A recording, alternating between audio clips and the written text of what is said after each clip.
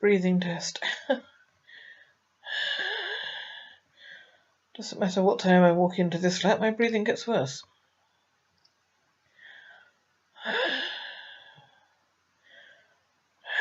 My memories today. Oh dear, can I upload this?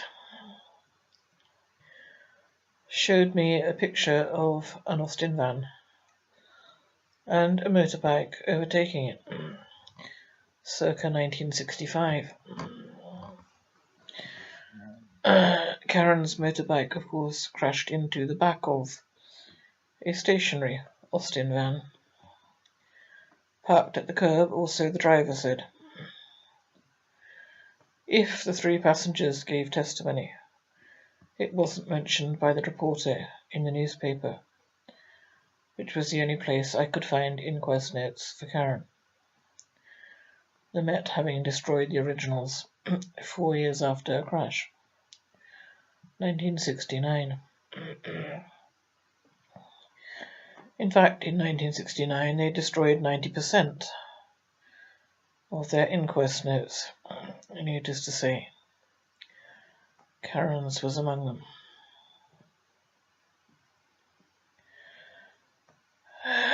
I still cannot figure out, especially having looked at that photograph of the motorbike simply overtaking an Austin van in a country lane.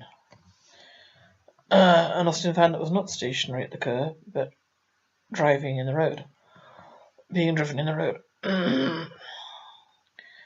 For the life of me, I can't see how they would have crashed into a van that was stationary at the curb in what was described as a well-lit road.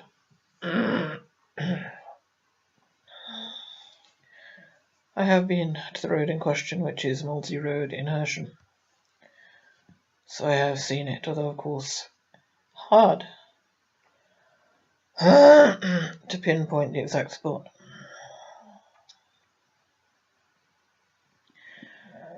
So there's that question. There was also the fact that my father owned an Austin van in that year, and we went on holiday in it to Devon, if that makes sense. And I cannot remember if I've mentioned this in a previous long ago uploaded video. My father on that holiday, which was round about the time of Karen's inquest, part 1 or 2, part 1,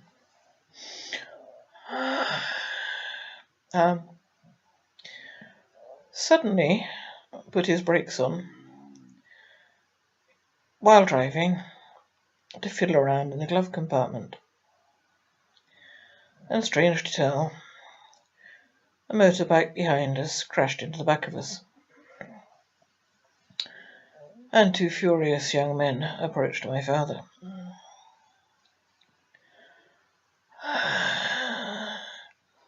He insisted that if anything crashes into the back of your vehicle, it is always the fault of the driver behind. He also allegedly got whiplash injury from that incident, which is probably why I keep seeing adverts for whiplash injury when I Google YouTube. No use to him now. I don't believe he got whiplash injury from that. It was a minor bump. Nobody was hurt, including the driver and pillion passenger on the motorbike. They weren't hurt, they were just angry. They had not crashed into us at speed, or with any great force, as was the case with Robin and Karen's motorbike. It crashed with enormous force, apparently, into the back of this stationary van at the curb. What I definitely have mentioned is that part of the brake cable was missing, a fact the coroner appeared to overlook.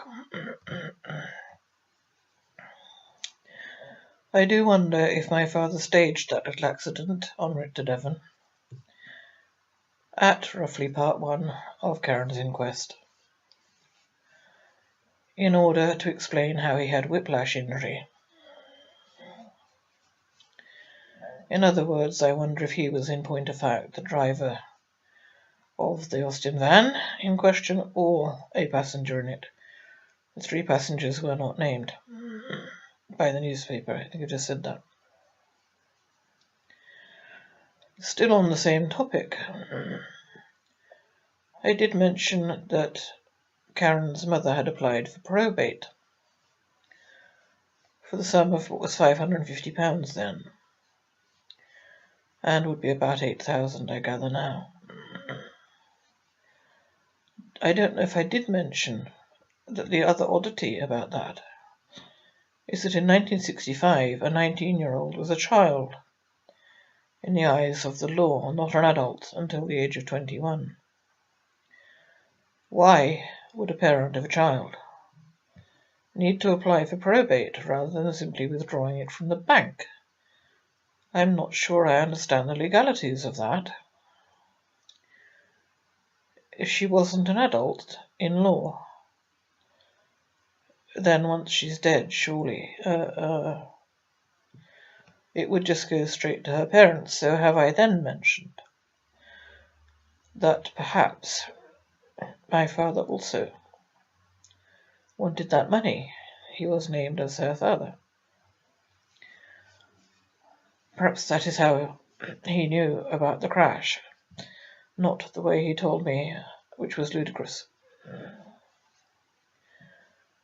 And perhaps that was why the crash occurred. I think I have said this, damn it.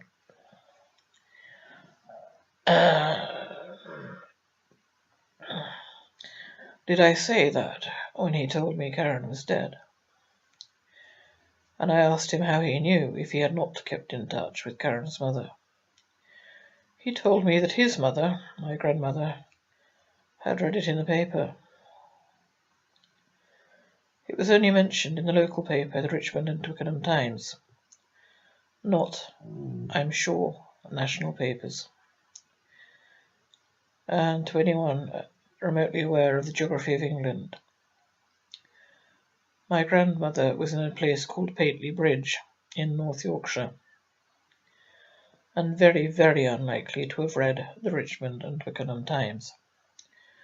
So clearly, his version of how he knew about Karen's crash was a lie. Okay, hope I haven't said all this before.